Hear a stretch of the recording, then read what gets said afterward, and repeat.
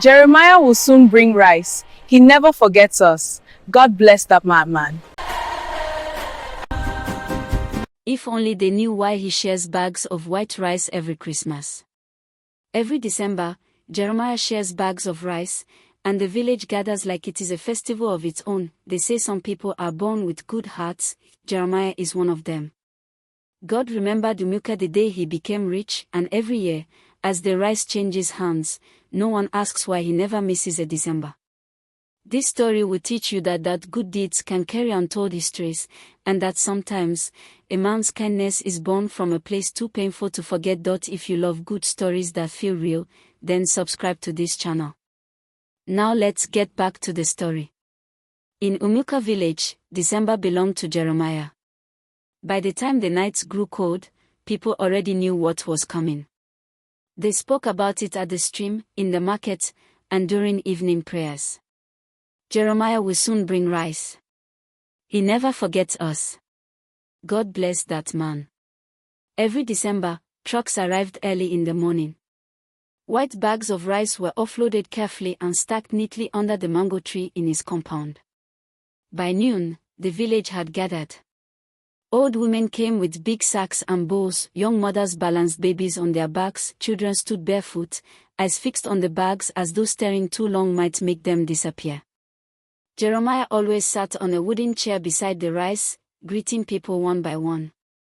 "How is your health, Mama? And your children, are they fine? May we all see many more Decembers." He never rushed the process. He listened when people spoke. He smiled when they thanked him. He bowed his head when prayers were poured on him like water. Jeremiah has a good heart, people said. He knows what hunger feels like. That is why God lifted him. When it was time to share, he would call people forward calmly. Someone helped lift each bag. Someone else recorded names in a small notebook, nothing serious, people assumed. Just to make sure everyone was reached. And everyone was grateful. By evening, smoke rose from many kitchens. Rice boiled in pots that had not felt such fullness in months. Laughter spilled into the night. For many families, Jeremiah's rice meant Christmas could begin.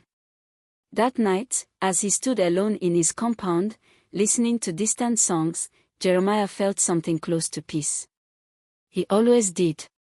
Because December reminded him of where he was coming from. There was a time Jeremiah could not feed his children.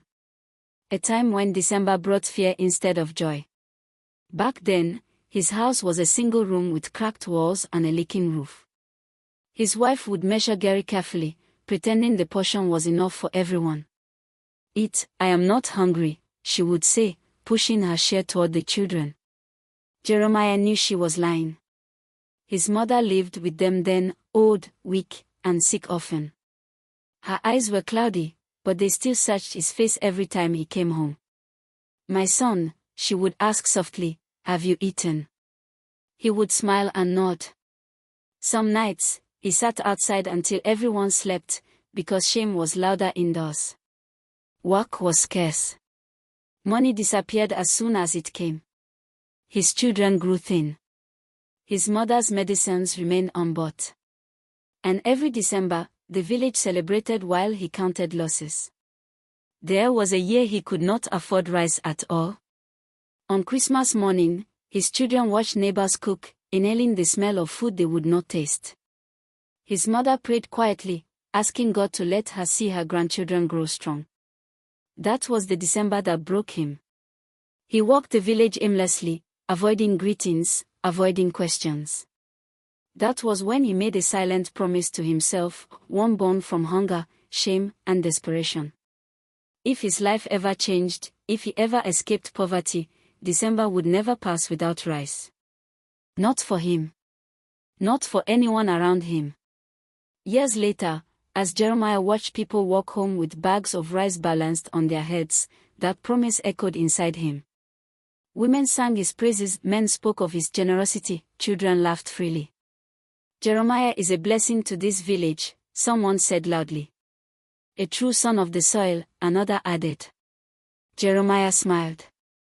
And the village slept at night believing only one thing: that some men are simply good. Jeremiah woke up earlier than usual the morning after the rice sharing. The village was quiet, the kind of quiet that came only after celebration, when people were tired but satisfied, when cooking pots were still unwashed and children slept longer than normal. He sat on the edge of his bed for a while, listening to the sound of his own breathing, then stood up and washed his face. December always did this to him. It stirred memories he tried not to visit too often.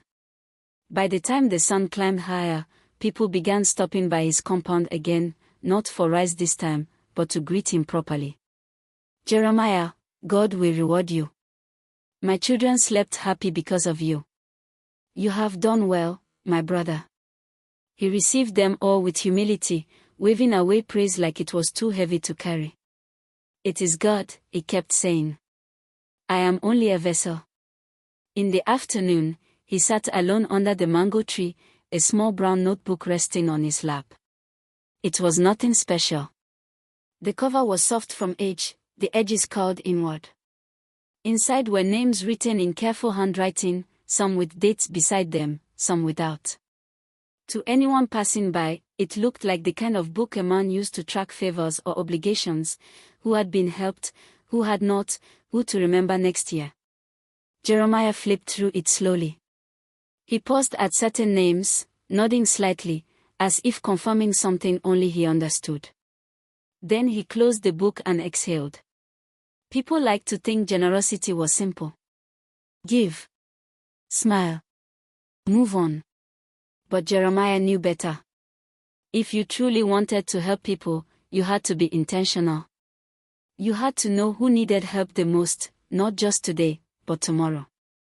That was what the notebook was for. At least, that was what he told himself. Later that day, Mrs. Ifinanya Okafor came to greet him. She stood at the gate for a moment before entering, adjusting her wrapper and straightening her shoulders. Jeremiah noticed her immediately. He always noticed her. She had a way of looking at things, like she was measuring them quietly.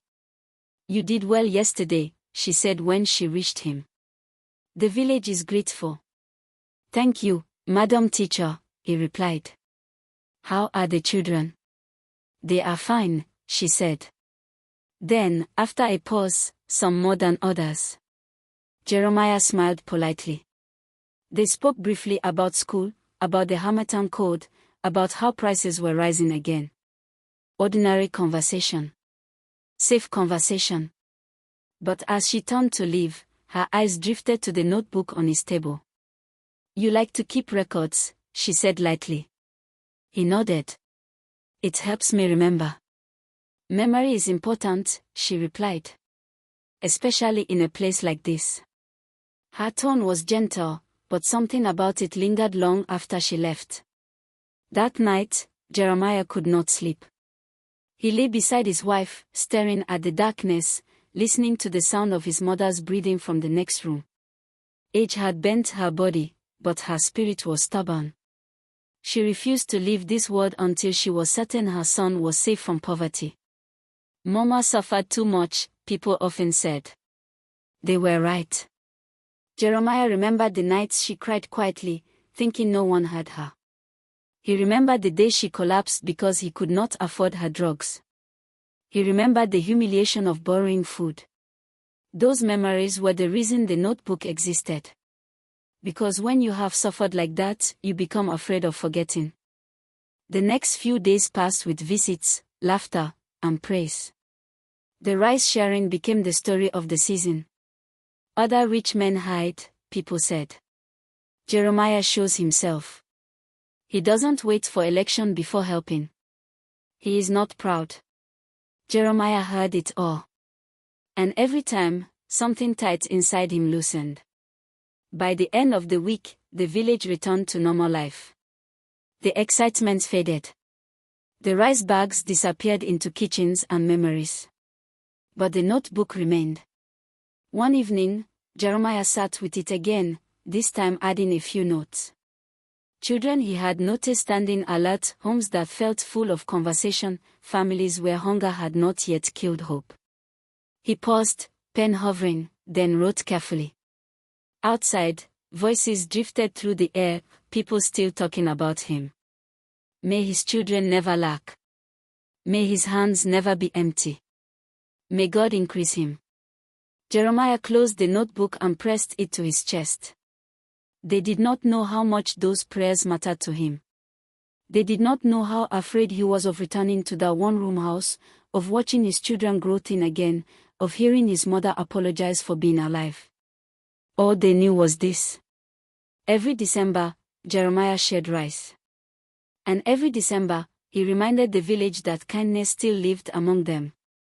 As the harmattan wind blew through the trees that night, Jeremiah whispered to himself, barely audible even to his own ears. I will never go back. In Umuka, that was all anyone ever wanted. To never go back. Then it started, as a whisper. Not the kind people shared loudly at the market, but the kind that stayed between two women grinding pepper, or two men sitting under a tree after evening prayers. Have you noticed? I don't want to talk, but maybe it is just coincidence. Umuka was not a village that rushed to conclusions. People had lived too long with poverty, sickness, and unanswered prayers to assume every strange thing had a cause. Sometimes life was just hard. Sometimes things simply didn't work out. Still, patterns have a way of announcing themselves. Mrs. Love Okafor, the school teacher, noticed it first, though she did not tell anyone. As a teacher, she saw children every day, not just their test scores, but their posture, their confidence, the way they spoke about tomorrow. She remembered how some of them used to raise their hands eagerly, how their eyes once carried fire. And she noticed how, slowly, that fire dimmed. Not extinguished, just reduced. Chidi, once sharp and restless, now answered questions correctly but without excitement. Josephine still read well, but her voice no longer carried ambition. Samoa talked less about the future and more about managing life. Nothing dramatic had happened to them. Just a quiet settling. Mrs. Okafor began checking her old records. Exercise books from years past. Notes she had written in the margins, exceptional, very promising, natural leader. She compared them with the present. And December kept appearing like a marker. Around the same time, Jeremiah noticed something too. His business deals were becoming easier. Men who once avoided his calls now returned them promptly. Opportunities opened without struggle. Money flowed in ways he no longer questioned. Even problems seemed to resolve themselves before fully forming. It was as if life had decided to cooperate. At first, he thanked God endlessly. Later, he stopped questioning it altogether. One evening, Jeremiah attended a community meeting. He arrived late, as usual, and people made space for him immediately. Chairman is here.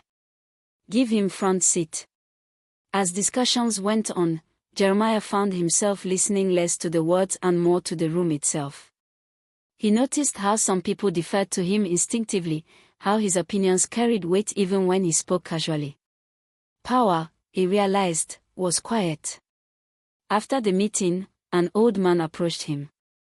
Jeremiah, the man said, do you remember my son, Kosi? Jeremiah searched his memory. Yes.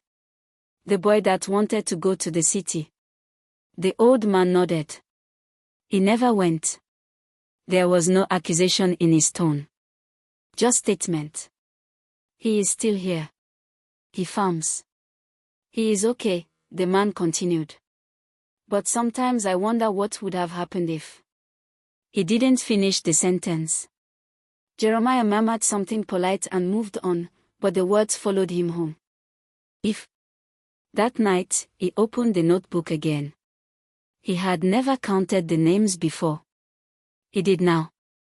As he flipped through the pages, he noticed something else. Some names had faint marks beside them, marks he didn't remember making consciously.